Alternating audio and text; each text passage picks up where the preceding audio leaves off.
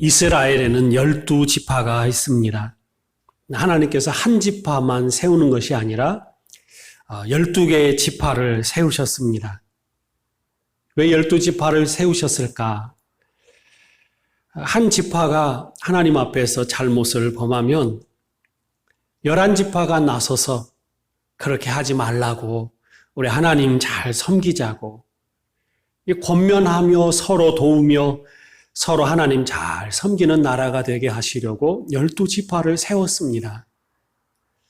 그런데 성경의 역사는 하나님의 뜻과 의도와는 반대로 12지파가 모두가 다 하나님 보시기에 부끄러운 일을 행합니다. 오늘 성경에 보면 다시, 오늘 1절 말씀에 보면 다시, 이 떨쳐버리지 못하고 계속 반복되는 이러한 이스라엘 백성들의 실수. 그런데 그 실수가 이제는 도를 넘어서 여호와의 목전에 악을 행하였다. 하나님이 보고 계시는데도 하나님 시선을 의식하지 않고 악을 행함으로 영적인 상태가 아주 심각해진 것입니다. 오늘날의 말 가운데 대놓고 죄를 짓는다라는 말이 있습니다. 길을 가다가 대놓고 이렇게 남 시선 아랑곳하지 않고 행하는 그러한 젊은이들, 어린 아이들을 봅니다. 분명 부끄러운 일인데도 보란 듯이 그렇게 떳떳하게 이렇게 악을 저지르는 모습을 보면 얼마나 안타까운지 모릅니다. 오늘 이스라엘의 영적인 상태, 다시 여호와의 목전에서 악을 행하니라. 영적인 상태가 아주 하나님에 대한 감각이 무감각해져 버린 것입니다. 오늘 우리는 예배당에 모여 예배할 때 하나님을 향한 우리의 감각이 아주 예민해지고 이 감각이 살아나게 되기를 원합니다. 하나님께 무감각해지는 것, 이 하나님이 어떻게 생각하시는가 생각하지 않는 것, 이 무감각한 것이 가장 무서운 것입니다. 내가 이러면 안 되는데, 하나님께서 정말로 슬퍼하실 것인데, 이러한 감각이 신앙생활에는 굉장히 귀중한 부분입니다. 그러한 감각 없음의 시기, 블레셋 이 이방 나라에게 40년 동안 압제를 당하는 어둠 속에서 일어나게 되었습니다. 블레셋이 이렇게 침략해 오면, 이방 나라, 하나님을 믿지 않는 나라가 이렇게 억압하면 그 마음속에 하나님 살려주십시오, 하나님 도와주십시오, 이러한 기도의 부르짖음 소리가 가득해야 될 것인데 이방 사람들과 동일해져 버린 것입니다.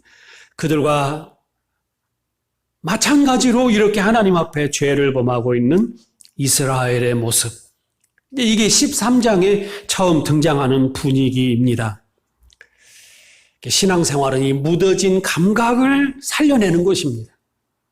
마치 심장이 멎어버렸을 때 의료진이 전기 충격기를 가지고 이 가슴에 전기를 탁 댈 때 심장이 다시 뛰는 것처럼 우리의 기도 시간은 우리가 다시 회복되는 시간, 치유받는 시간, 하나님 앞에 더 가까이 나아가는 시간, 영적인 감각이 살아나는 시간이 그러한 우리의 그러한 예배의 시간이 되기를 원합니다. 그러니까 아주 죽은 감각이 사라진, 하나님에 대한 반응이 전혀 없는, 말씀이 전혀 감각이 없는, 기도하지 않는 그러한 영적인 침체가 이스라엘에 찾아온 것입니다. 2절 말씀에 보면 이제 하나님께서 내버려 두시는 것이 아니라 하나님이 직접 나서십니다. 하나님께서는 이러한 어두운 시대에 한 가정을 보고 계셨습니다. 그 가정은 마노아라 이름하는 가정입니다. 2절 보면 소라 땅에 단 지파의 가족 중에 마노아라 이름하는 자가 있더라. 그의 아내가 임신하지 못하므로 출산하지 못하더니, 이러한 영적인 분위기 가운데 마노아의 집이 이제 성경에 이렇게 등장하게 됩니다. 소라라는 그런 단어는 비참하다라는 그런 뜻이 담겨져 있습니다. 소라, 비참하다, 슬프다. 이 가정이 어떤 가정인지는 모르겠지만 이 소라 땅에 사는 마노아의 가정, 저 가정은 슬픔의 가정이다. 비참함이 있다. 그리고 이 단지파는 특별히 12지파 가운데 단지파는 블레셋과 국경이 맞닿은 지파입니다. 그런데 이렇게 적들과 대치하는 그러한 지파가 에브라임이나 이렇게 좀 강한 유다 지파나 이렇게 싸움을 잘하는 지파가 아니라 단지파는 또 싸움도 못합니다. 약하고 또 소라 땅 비참한 그러한 마노아의 가정을 하나님께서 지켜보시는데 그 가정이 왜 이렇게 비참하나? 그 가정이 왜 이렇게 슬픈가? 성경이 그 원인을 밝히고 있는데 자식이 없었던 것입니다. 그렇게 악한 자들과 맞닿은 땅에 가난하고 또 자식이 없는 그러한 마노아의 가정이 등장합니다. 특히 이 블레셋은 해적질을 하는 나라였습니다. 블레셋이 믿는 신은 다곤신입니다. 다곤신은 머리는 사람이고 이 하체는 우리가 말이 되었던지 물고기가 되었던지 그러한 그 사람 반 물고기 반 그러한 그 우상의 형태가 있는데 다곤신은 그러한 그 바다의 그러한 신입니다. 이 얼굴은 사람인데 하체는 물고기입니다. 그러한 우상을 숭배하는 블레셋, 바다에서 해적질을 하고 잔인하고 우상을 섬기는 그런 악한 나라. 그러나 이스라엘에게는 하나님이 있었기 때문에 블레셋이 그렇게 대단한 존재는 아니었습니다.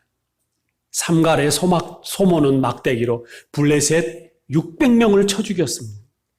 하나님 앞에 나아가면 하나님이 도와주시면 문제될 것이 없었습니다. 입다는 암몬과 블레셋을 다 쳐서 무찔렀습니다. 그런데 삼갈 또는 입다 이러한 사사들이 사라지자 블레셋이 또 득세를 하고 이스라엘을 장악해버리고 만 것입니다. 하나님을 가까이 하고 하나님을 의지하고 하나님 바라볼 때에는 블레셋이 작았습니다. 소모는 막대기 하나로도 물리칠 수 있었습니다. 그러나 하나님 멀리 떠나면 블레셋은 무서운 대적이 되어서 40년 동안이나 억압하며 고통을 주는 존재가 되었습니다. 이렇게 고통받는 시기에 이제 이 마노아 가정에서 삼손이 태어날 것을 하나님께서 예비해 주십니다.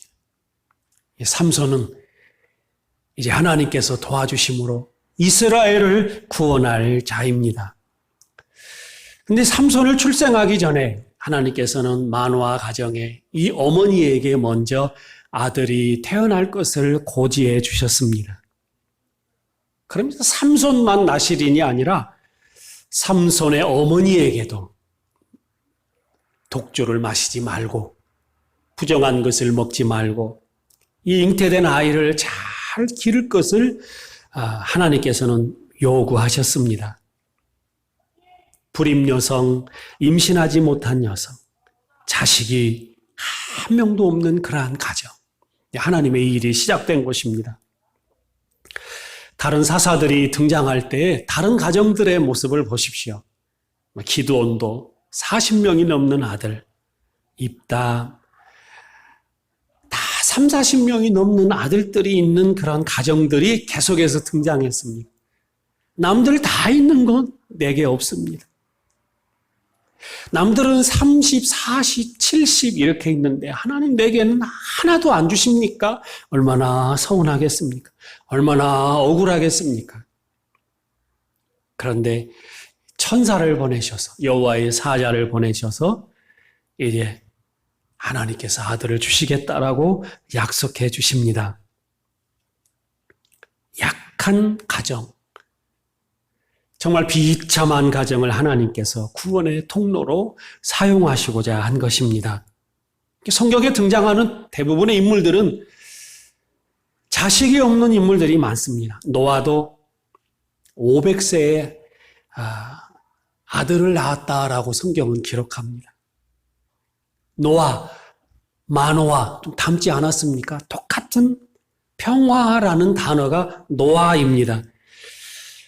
노아는 1000년 가까이 살아가는 시대에 500세면 청년 때 아닌가라고 말할지 모르겠지만 대부분 그 당시에 다른 자녀들을 낳은 가정들을 보니까 100세 어간의 자녀들을 낳았습니다. 아담도 130세에 셋을 낳았다라고 기록합니다. 130세에 또 100세, 90세에 자녀들을 낳는데 노아는 500세까지 자녀가 없었던 것입니다. 아브라함도 100세가 되어서 하나님께서 아들을 주셨습니다. 우리는 남들과 다른 형편이 되었을 때 절망하기 쉽습니다. 마음이 비참함으로 우리는 견딜 수 없는 그러한 괴로움 속에 처할 수 있습니다. 그러나 그때 하나님을 만나며 하나님의 특별한 은혜를 받을 기회다라고 성경은 우리에게 말씀해 줍니다. 하나님은 우리의 신랑이십니다. 우리는 그분의 신부이십니다. 신랑이 안 주시면 비참한 것 같지만 신랑은 뭔가를 준비하고 계십니다. 그래서 남편만 믿고 가는 것입니다. 어떻게 보면 신앙생활은 소극적이며 매력이 없는 것처럼 느껴집니다. 아니, 그렇게 하나님을 믿는데 아들 하나도 안 주셨나? 그런데 신앙생활이라는 것은 그걸 받아들이며 수용하며 사는 것입니다. 대부분 신앙인들은 안 주시면 그냥 안 주시는 대로 살지 뭐. 거기에 많이 훈련이 되어 있습니다. 하나님 뜻이 있다.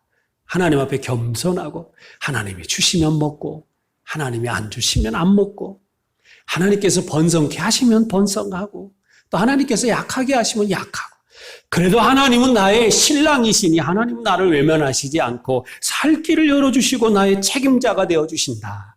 이런 믿음이 우리 성도들의 신앙인 줄로 믿습니다.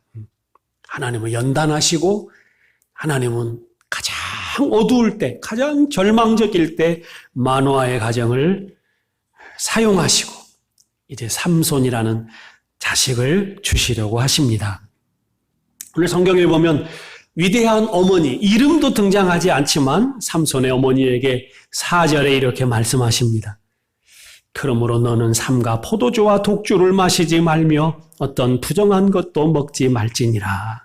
임신할 텐데 먼저 어머니에게 말씀을 주는 것입니다. 그리고 어머니에게 주신 이 말씀대로 똑같이 오늘 말씀이 계속 반복됩니다. 어머니에게 주시고 그 말씀을 남편에게 주고 그 말씀을 아들에게도 주는 것입니다. 하나님 말씀은 계속 반복하십니다. 또 주고 또 당부하고 또 당부하고 그런데 동일합니다. 포도주와 독주를 마시지 말고 부정한 건 먹지 말고 그리고 태어날 이 아들의 머리에 삭도를 대지 말고 이 아들은 나실인이 될 것이다. 온 가족이 다 이 말씀을 지키게 하십니다.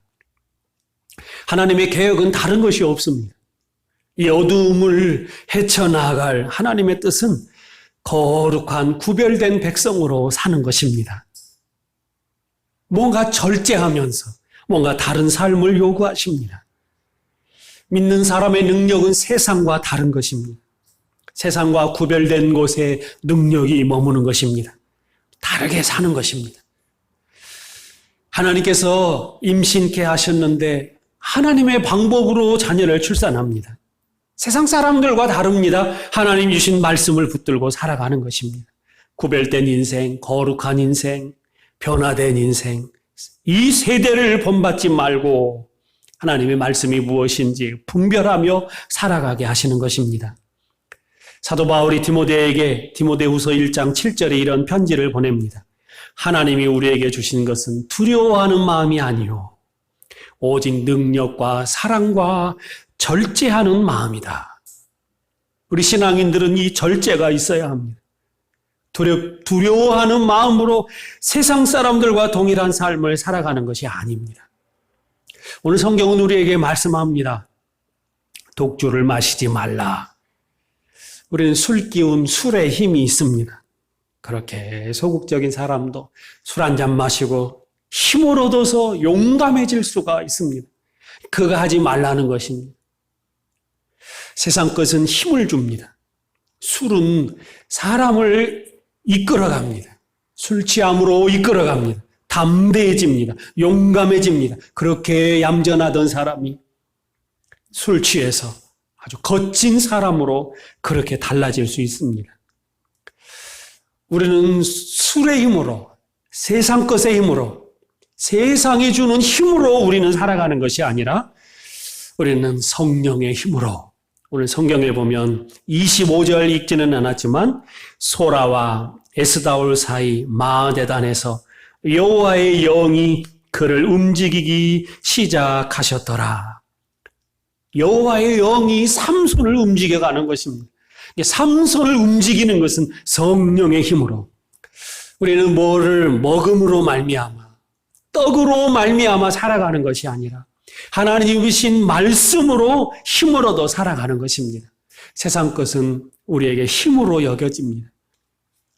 물질이 많으면 없던 힘이 생겨납니다. 우리는 세상 것에 취함으로 그 힘으로, 그 능력으로 살아가는 것이 아니라 그 헛된 것, 사라져버릴 것, 그 허망한 것, 그것으로 살아가는 것이 아니라 영원한 하나님의 말씀, 우리 하나님의 능력, 하나님의 힘으로 우리가 승리하는 삶이 되기를 간절히 바랍니다. 그리고 나시리는 구별되게 살아가는데 머리를 자르지 말라고 했습니다. 바울도 겐그리아에서 머리를 깎습니다. 그 의미는 머리를 길렀다는 것입니다. 나시리는 머리를 길렀습니다. 머리에 삭도를 대지 않았습니다. 왜 그랬을까? 머리카락은 과연 무엇을 가리키는가? 고린도전서 11장 15절에 보면 만일 여자가 긴 머리가 있으면, 머리가 길면 자기에게 영광이 된다. 머리가 길면 영광이 된답니다. 이유가 무엇인가? 사도 바울은 이렇게 분명하게 말씀합니다. 긴 머리는 가리는 것을 대신하여 주셨기 때문이니라. 머리가 길면 그 역할이, 머리카락이 하는 역할이 가리운다는 것입니다. 나시린의 머리를 자르지 않는 것은 이 머리가 자기를 가리는 것입니다. 우리는 이제 이 성경을 통하여 해석이 됩니다. 아, 왜 머리에 삭도를 대지 말라고 했을까? 삼손은 그 머리를 잘라버립니다. 나 삼손이야. 우리는 영광스러운 하나님의 성도는 하나님의 이름을 나타내는 것입니다.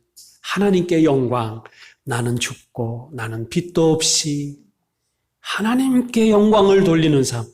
마노아의 가정에 삼손을 주시는 이유가 바로 거기에 있었습니다. 하나님을 나타내라라는 것입니다. 그렇게 힘을 주신 것 하나님.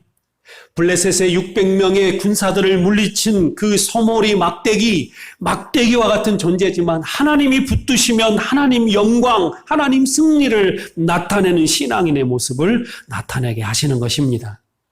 오늘 우리는 자꾸 가리는 것이 우리에게 익숙해지기를 원합니다.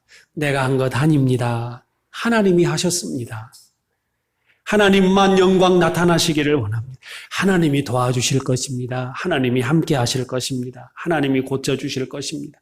하나님께서 도와주실 것입니다. 우리는 하나님이 수단이 되어버리고 내가 고쳐주겠습니다. 내가 안수해서 고쳐주겠습니다. 내가 기도해서 고쳐주겠습니다.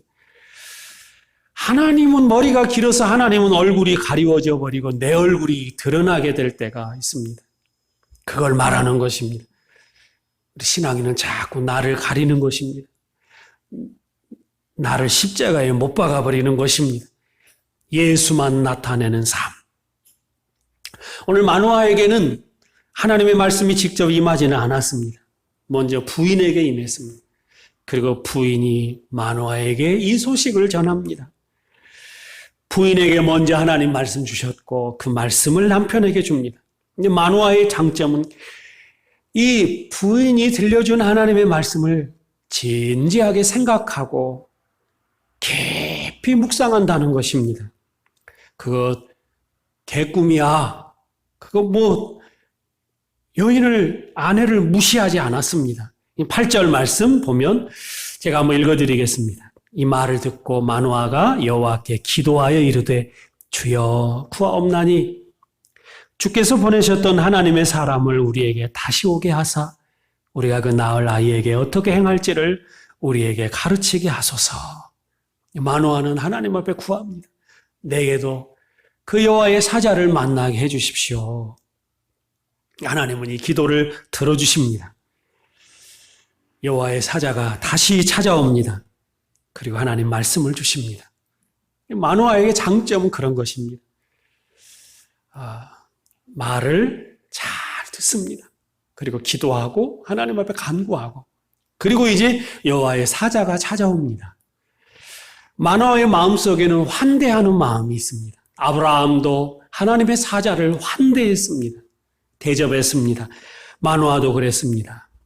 15절 말씀에 보면 마노아가 여호와의 사자에게 말하되 구하옵나니 당신은 우리에게 머물러서 우리가 당신을 위하여 염소 새끼 하나를 준비하게 하소서 하니 내 집에 찾아온 여호와의 사자에게 이 염소 새끼를 대접하겠다는 것입니다.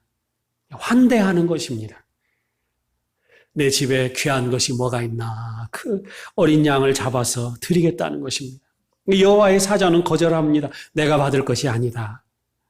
그리고 이 염소로 하나님 앞에 번제를 드려라. 그리고 마노아는 하나님 앞에 그 염소로 번제물을 드려서 예배를 드립니다. 근데 마노아는 궁금했습니다. 집에 찾아온 여호와의 사자, 당신의 이름이 무엇입니까? 이름이라는 것은 그분의 어떠한 정체성이 담겨져 있습니다. 전능하신 하나님. 그런데 여기에서 등장하는 이름, 여호와의 사자의 이름이 여기에 등장하는데 밝혀줍니다. 여호와의 사자가 이르되 어찌하여 내 이름을 묻느냐? 내 이름은 기묘자라. 여호와의 사자 기묘자라. 예수님의 이름입니다.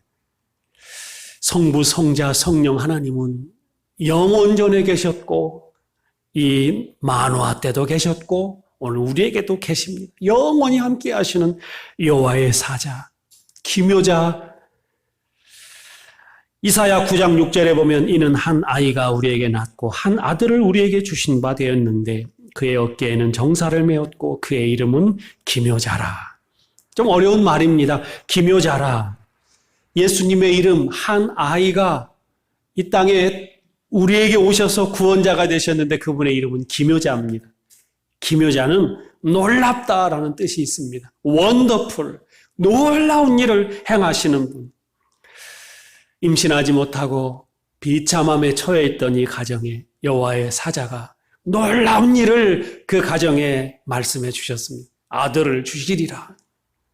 오늘 우리 애들에게도 만화가 번제를 드릴 때 역시 기묘자 하나님이십니다. 기묘자이십니다. 모사자이십니다. 평강의 왕이십니다. 전능하신 아버지십니다. 이러한 여호와의 이름을 부르게 되었다라는 것입니다.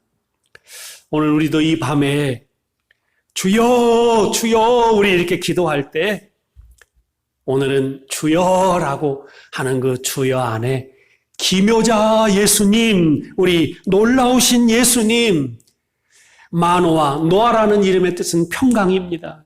슬픔이 가득했던 비참한 이 가정에 평강을 주신 기묘하신 우리 주님, 우리 기묘자 하나님을 찬양하기를 원합니다. 오늘 이 예배의 자리, 번제단의 자리, 마노아가 드렸던 이 예배의 자리, 19절에 보면 마노아가 염소 새끼와 소제물을 가져다가 바위 위에 여호와께 드리며 이적이 일어난지라. 여호와께 드림에 이적이 일어난지라. 마노아와 그의 아내가 본즉 불꽃이 제단에서부터 하늘로 올라가는 동시에 여호와의 사자가 제단 불꽃에 휩싸여 올라간지라 마노아와 그의 아내가 그것을 보고 그들의 얼굴을 땅에 대고 엎드리니라. 번제 예배 드릴 때 오늘 이적이 일어났습니다. 놀라운 일들이 일어났습니다. 오늘 우리에게도 이 3일 밤 예배 가운데 오늘 여호와의 놀라운 기묘자 하나님을 만나는 우리의 신앙이 되기를 원합니다. 어려울 때 우리가 할 수 있는 방법이 뭐가 있겠습니까? 길이 막힐 때 우리가 할 수 있는 일이 뭐가 있겠습니까? 오늘 마노아가 번제 드린 것처럼 오늘 우리 예배도 이 번제 예배가 될 줄로 믿습니다. 예배 드릴 때 보게 될 것입니다. 길을 열어주심을 보게 될 것입니다. 인생을 지켜주시는 하나님을 만나게 될 것입니다. 약한 자들과 함께 하시는 하나님. 오늘 사사기 13장에 주인공과 같은 이 삼손의 어머니는 이름도 나오지 않습니다. 이름 없는 여인. 그러나 하나님은 그 이름을 아십니다. 그리고 귀하게 여기시고 그 슬픔과 비참함을 해결해 주셨습니다. 사사기에는 이 여인들이 등장합니다. 기드온, 드보라라는 여인 사사가 등장합니다. 아비멜렉은 한 여인이 윗 맷돌 짝으로 그 왕이 되었던 아비멜렉을 그렇게 죽이게 됩니다. 힘도 없고 연약한 여인들, 시스라를 물리친 장막치는 말뚝으로 물리쳤던 이 여인, 힘없는 것 같고 아무런 능력도 없는 것 같지만 사람들이 볼 때는 무시하고 멸시하지만 비참해 보이지만 오늘 하나님께서 예배하는 사람, 기도하는 사람 붙드시고 하나님께서는 놀라운 이름, 기묘자의 이름을 우리에게 보여주실 줄로 믿습니다. 심령이 가난한 자에게 천국을 경험하게 하실 것입니다. 하나님이 나와 함께 하시는구나 체험하게 하실 것입니다. 이 하나님, 기묘자 하나님을 찬송하는 그런 이 밤이 되기를 원합니다.